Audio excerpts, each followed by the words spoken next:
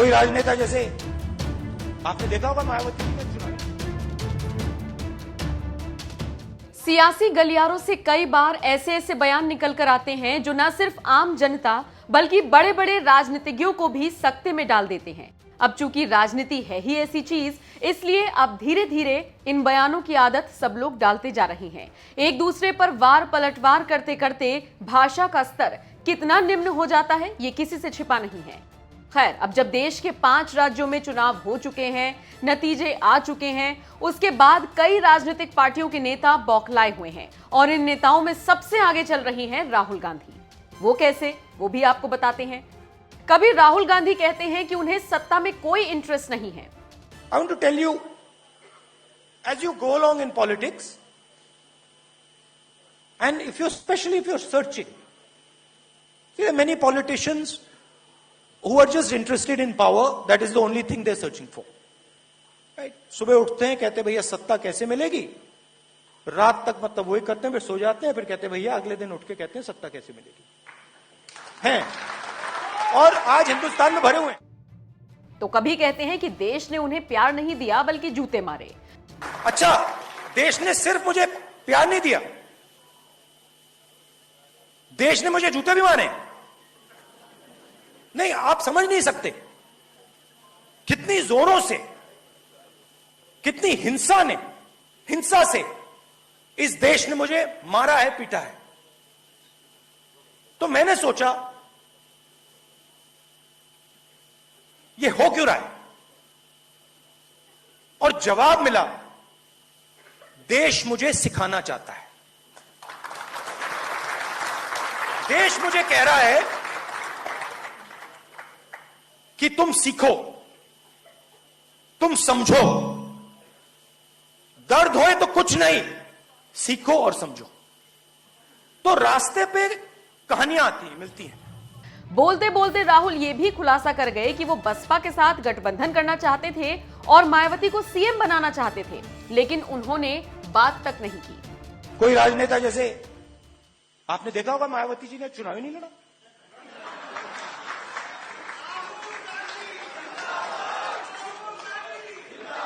हमने मायावती जी को मैसेज दिया, अलायंस करिए, चीफ मिनिस्टर बनिए। बात तक नहीं की, बात तक नहीं की। जिन लोगों ने, कांचीराम जी ने, रिस्पेक्ट करता हूं मैं, खून पसीना देके दलित आवाज जो थी उत्तर प्रदेश की, उसको जगाया।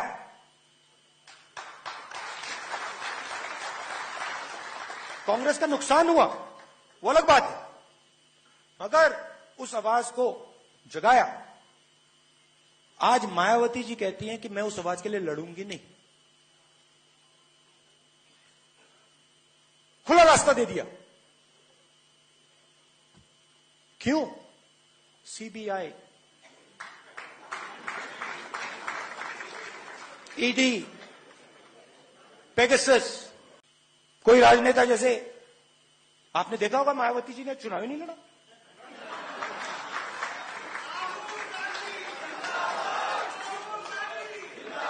हमने मायावती जी को मैसेज दिया, अलायंस करिए, चीफ मिनिस्टर बनिए। बात तक नहीं की, बात तक नहीं की। जिन लोगों ने, कांचीराम जी ने, रिस्पेक्ट करता हूं मैं, खून पसीना देके दलित आवाज जो थी उत्तर प्रदेश की, उसको जगाया।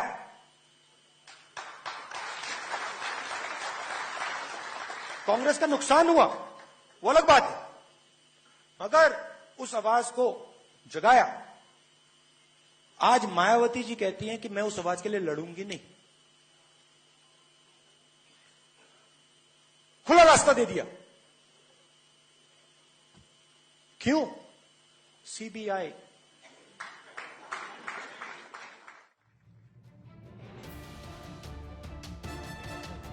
खुद के लिए राहुल का ऐसा बयान सुनकर मायावती भड़क गई है।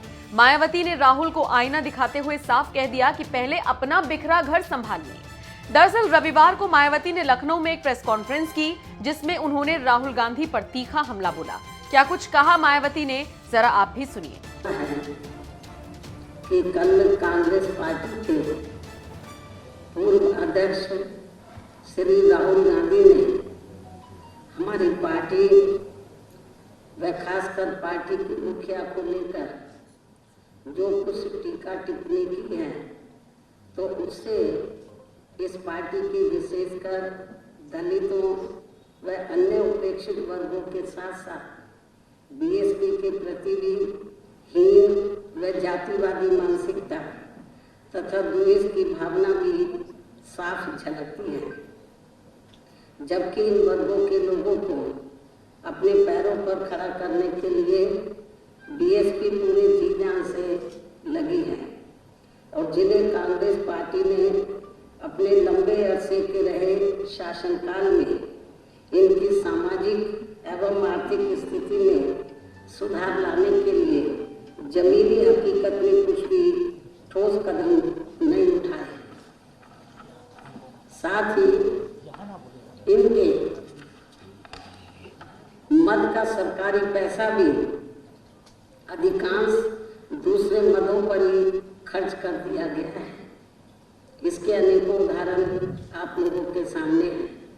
इनको आरक्षण व अन्य जरूरी सुविधाओं का भी पूरा लाभ नहीं दिया है, ताकि ये लोग आर्थिक तौर पर हमेशा दूसरों के ऊपर ही निर्भर बने रहें, जिससे दुखी होकर फिर बहुत पहले ही बाबा साहब डॉक्टर भीमराव अम्बेडकर ने इनकी केंद्र की रही सरकार से अपने कानूनी मंत्री पद से इस्तीफा तक भी दे दिया था और फिर इनके बताए हुए रास्तों पर चलकर मान्यवर श्री काशीराम जी ने बीएसपी की स्थापना की, जिसको कमजोर व खत्म करने के लिए शुरू से ही कांग्रेस पार्टी हर घिनौने हथकंडे इस्तेमाल कर रही है।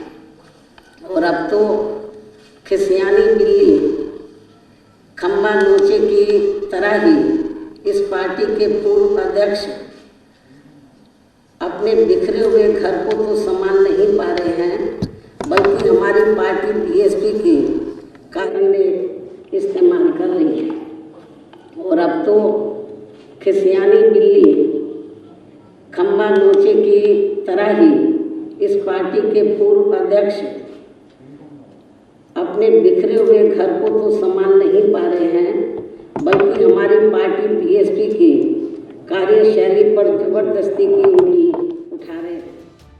तो देखा आपने चुनावों के बाद कैसे कांग्रेस और बसपा आमने सामने है। बहरहाल आपका इस खबर पर क्या कहना है, कमेंट करके अपनी राय हमें जरूर दें। कोई राजनेता जैसे आपने देखा होगा मायावती जी ने चुनावी